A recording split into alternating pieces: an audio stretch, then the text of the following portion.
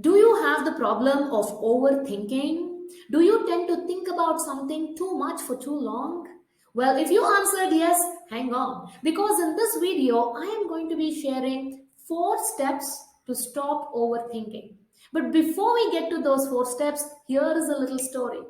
Once there was a centipede. As the name indicates, it has 100 legs, 50 on one side of the body and 50 on another side of the body. In the vicinity, there happened to be a frog, and this frog, having noticed how beautifully the centipede is managing its 100 legs to get from one place to another, it developed a little bit of jealousy. It approached the centipede and said, "My dear brother, I was observing you closely as you were moving. I noticed the very first leg that you lifted was your 11th leg. And after that, to balance it, you lifted your 28th leg. And next, you lifted your 63rd leg. And to counterbalance that, you lifted your 98th leg. My God, how complex, but how wonderfully you do it. How in the world do you exactly move?" This poor centipede, until now, it was not even conscious of how it was moving because it is a natural ability that it has given by God. But now, after listening to this frog, it became ultra conscious in its movements. It started analyzing too much. Which leg should I move now? Which leg should I move next? And thinking thus, it got stuck in one place. It could not even move by an inch. So, this is exactly what is overthinking. Perhaps we think that by thinking too much about something, we come up with a better solution. But actually, overthinking keeps us from making timely decisions. We perhaps think, but by overthinking about something, it will increase my performance. But no, it does the exact opposite. And not only that, overthinking increases our levels of stress, anxiety, worry, depression. So, what do we do about this overthinking? How do we stop it? So, here is the 4 step formula called the quadruple A formula. The first A stands for attribute. So, going forward, we need to learn to attribute our thoughts and feelings to our mind. I am not feeling bored. My mind is feeling bored. I am not feeling bad. My mind is feeling bad. I am not feeling insulted. My mind is feeling insulted. Right now, we are identifying ourselves with our thoughts and emotions. But no, we are spirit soul. It is our mind which is generating these thoughts. It's our mind which is feeling these feelings, these emotions. So we need to create that distance between the mind and ourselves. We need to take a step back and as a witness, we need to start observing our mind. And through this, we can maintain some level of objectivity. So, first A is attribute. Attribute your feelings and thoughts to your mind. Second, analyze.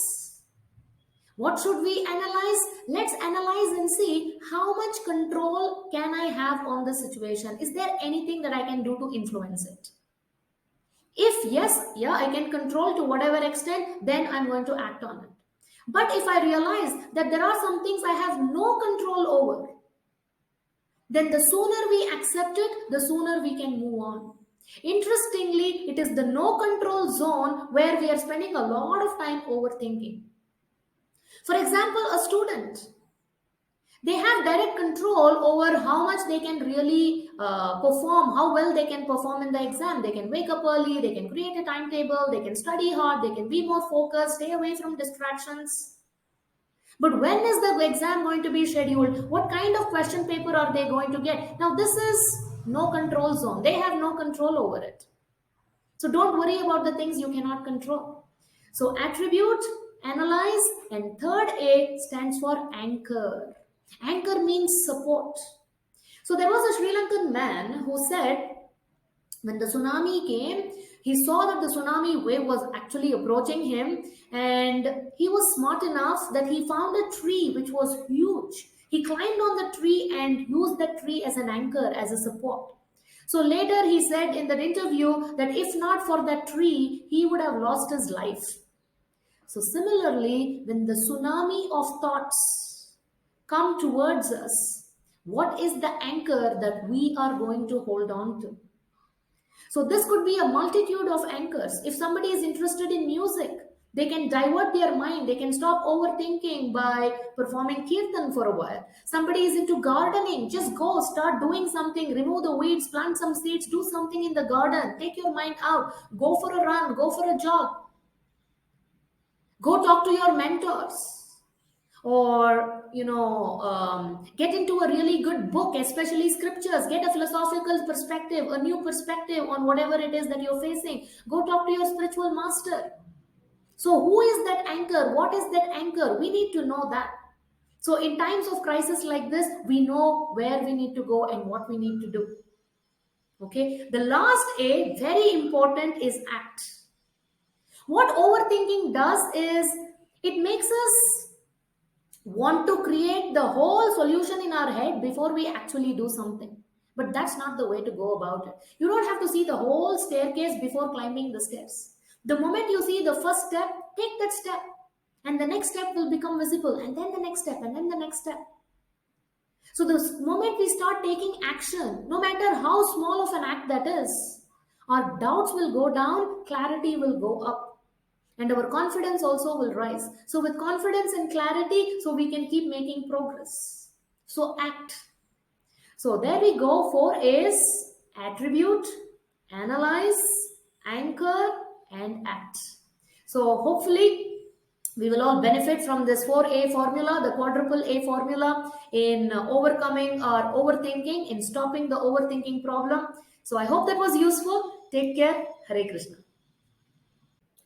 Click the link below in the description to join Aradhana Online's official WhatsApp group to get access to more such motivational videos, inspirational quotes, and latest updates. Thank you.